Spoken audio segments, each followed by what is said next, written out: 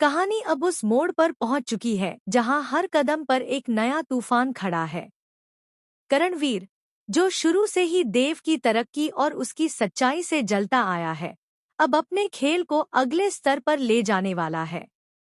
वह जानता है कि देव को हराना आसान नहीं। उसकी ताकत उसका परिवार, उसकी इज्जत और उसकी मेहनत है। इसलिए इस बार करणवीर ने ऐसा जाल बुना है जिसे देखकर कोई भी समझ जाएगा कि यह चाल सिर्फ एक आदमी को गिराने के लिए नहीं, बल्कि उसकी पूरी जिंदगी को तोड़ने के लिए रची गई है। करणवीर ने बड़ी चालाकी से एक 5 स्टार होटल चुना, वही होटल जहां देव को एक झोली में भरा खाने का सामान डिलीवर करने आना था।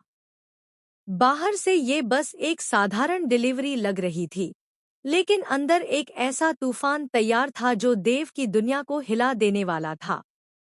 देव जैसे ही होटल के अंदर कदम रखता है, करणवीर उसे पहले ही नजर से टटोल लेता है। उसके चेहरे पर एक चालाक मुस्कान, आंखों में जीत का नशा, सब साफ दिखाई देता है। वह जानबूझकर देव के सामने आकर खड़ा हो जाता है और फिर अचानक ओवरएक्टिंग करते हुए देव से जोर का धक्का खा जाता है। झोली देव के हाथ से छूटती है, पैकेट फटते हैं, खाना जमीन पर बिखर जाता है। पूरा होटल लॉबी उस आवाज और उस सीन से चौंक जाती है।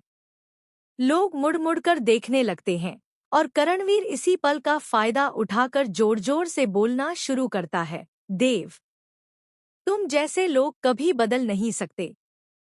देखो क्या हालत कर दी होटल की। काम की इज्जत करना तो सीखा ही नहीं। उसकी आवाज इतनी ऊंची होती है कि होटल स्टाफ, गार्ड, कस्टमर सब देव की ओर देखने लगते हैं। देव वहां खड़ा मजबूर सा बस यही सोच रहा होता है कि ये सब कैसे हो गया। लेकिन देव के लिए सबसे बड़ा झटका तब लगता है जब वह देखता है कि थोड़ी ही दूरी पर चंद्रिका और प्रभात खड़े हैं। दोनों देव की बेइज्जती अपनी आंखों से देख रहे हैं। चंद्रिका की आंखों में शर्म और दुख साफ दिख रहा है, जबकि प्रभात का चेहरा किसी गहरे सदमे का संकेत दे रहा है। देव तो बस झुककर टूटे हुए पैकेट उठाने की कोशिश करता रहता है, लेकिन करणवीर उसे हर बार एक नए ताने से फिर वही धकेल देता है। इज्जत चाहिए थी ना? ये लो इज्जत। प्रभात की सांसें धीरे धीरे भारी